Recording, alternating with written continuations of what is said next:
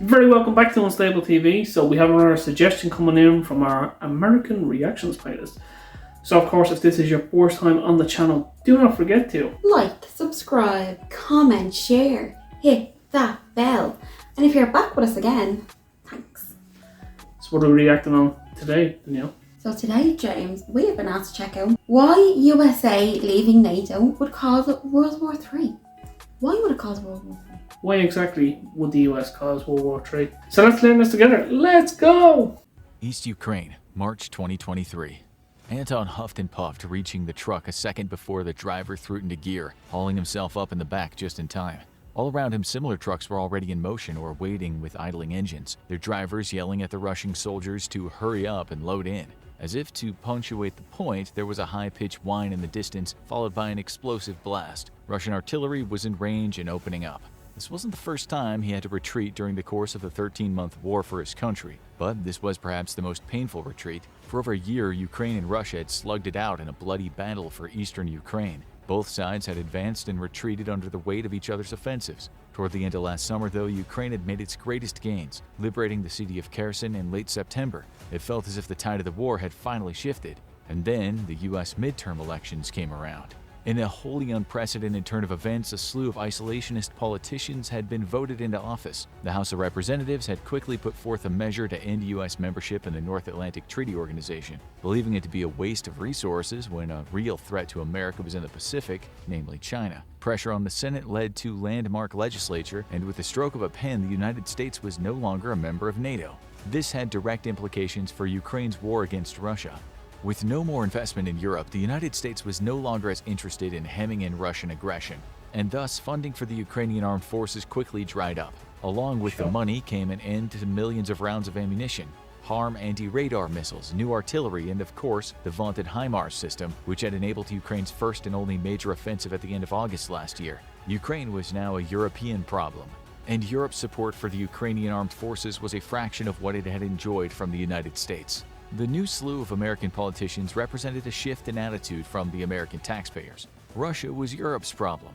Problem is, Europe was ill-prepared to deal with the problem, and Anton and his comrades were suffering for it. It was hard to tell which had been the most devastating for his country's war effort, the lack of direct material support or the lack of intelligence support. Before, his country had enjoyed the wealth of information offered by America's vast intelligence gathering apparatus, everything from human intelligence sources to satellite and electronic intercepts, all of it feeding targeting data to eliminate Russian VIPs and intelligence preventing Russian surprise assaults or reinforcements. Ukraine had enjoyed a nearly real-time view on Russian movements. Now that intelligence was reduced to a trickle, the army was largely fighting blind.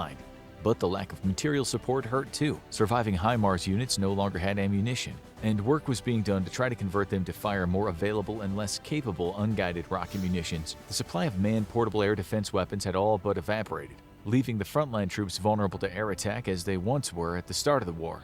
Russian tanks could now operate with greatly reduced fear from anti-tank missile threats, as the U.S. had provided the bulk of Ukraine's anti-armor capabilities via its Javelin ATMs. For Anton, the decision for that would cause chaos really with Ukraine and Russia if America just stopped sending money over and sending weapons and stuff. Yeah, because America's been funding a lot of Ukraine's weapons. Yeah. And Ukraine haven't been able to really do anything for any great power unless it's backed by America. Yeah, so I mean, if they pull out, then they wouldn't really stand a chance. No. Well, it doesn't stand a chance anyway. That's true.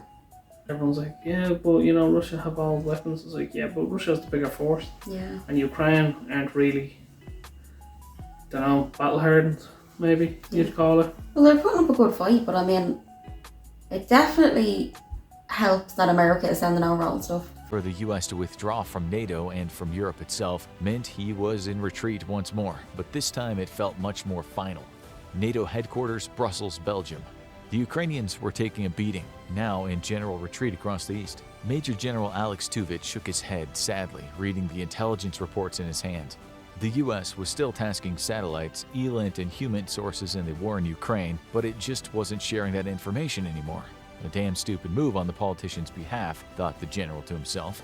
With a sigh, he fed the report to the Specialized Disposal Unit for sensitive documents. It was the last piece of hardware in what was his former office inside NATO headquarters as a special attaché to the organization, which had lasted for 8 decades, but was now in serious jeopardy of collapse. He waited to confirm the disposal unit did its job. With a hum of energy, it flash incinerated the document, leaving behind only ashes. He knew its job was done when he could smell the slight aroma of burning paper. He wouldn't bother sending an aide for the device. The Euros could have it, along with its empty office.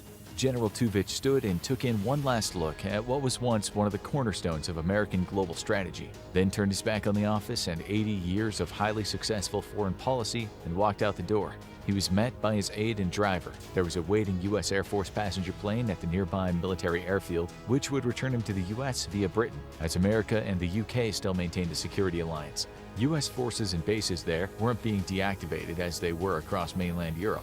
As he passed within a few doors of one of the General Assembly meeting rooms, he could hear the Latvian representative practically screaming at his NATO partners. He didn't blame them. Since the U.S. announced its withdrawal from the alliance, Russia had reinforced its eastern flank along the Baltics.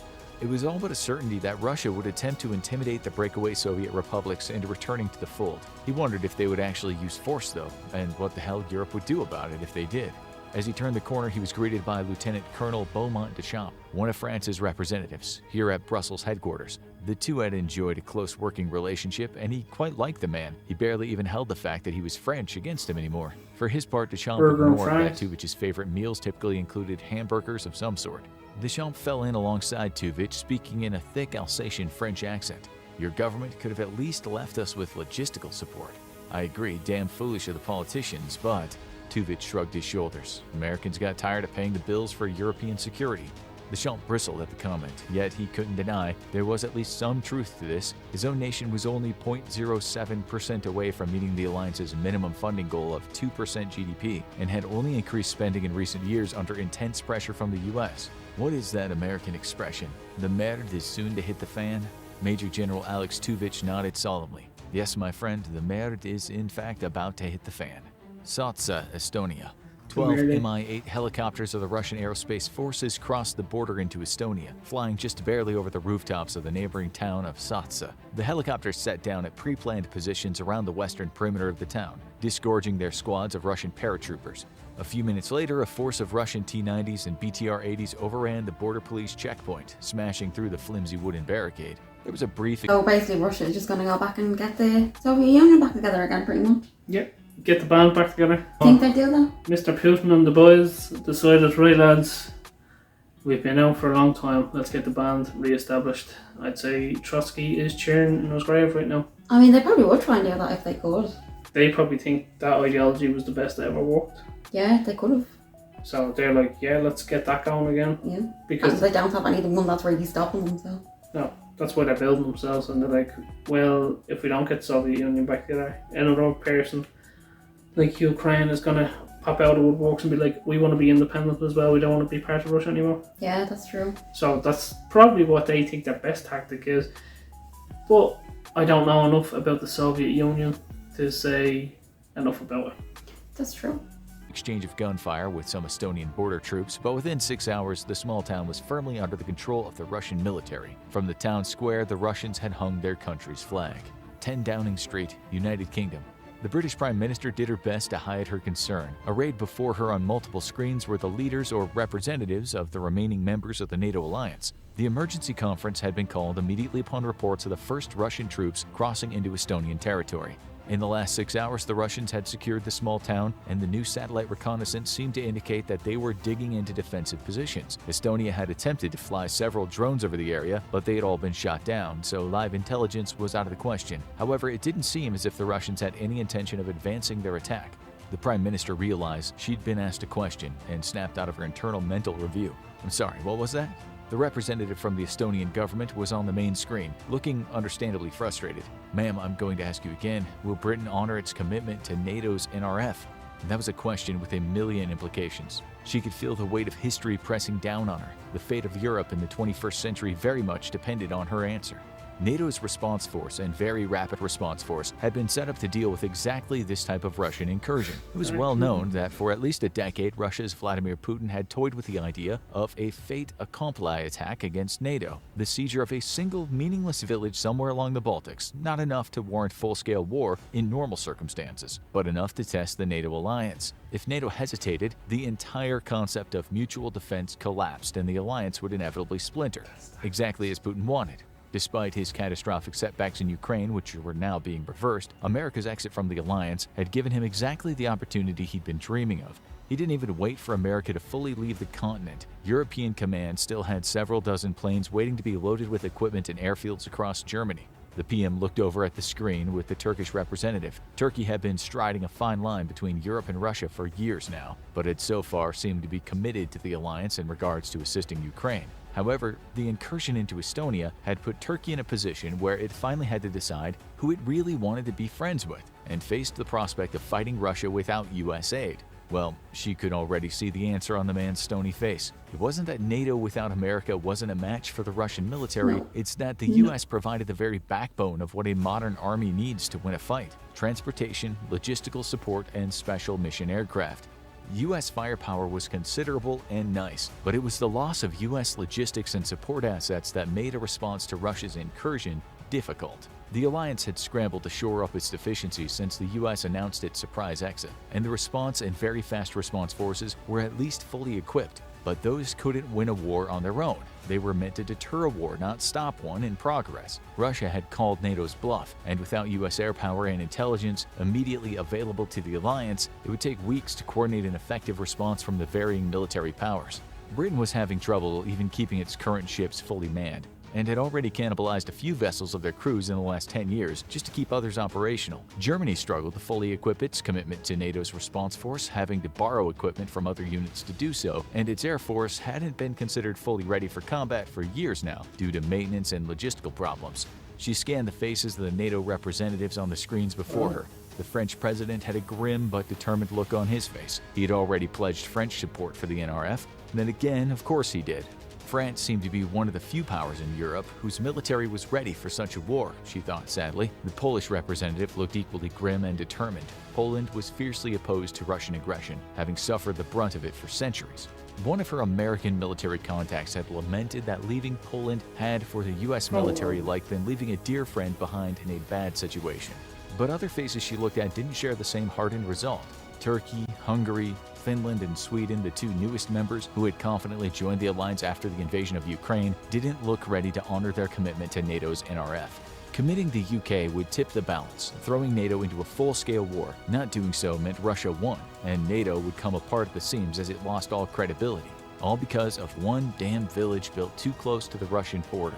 Clearing her throat, the Britain Prime Minister prepared herself to make history.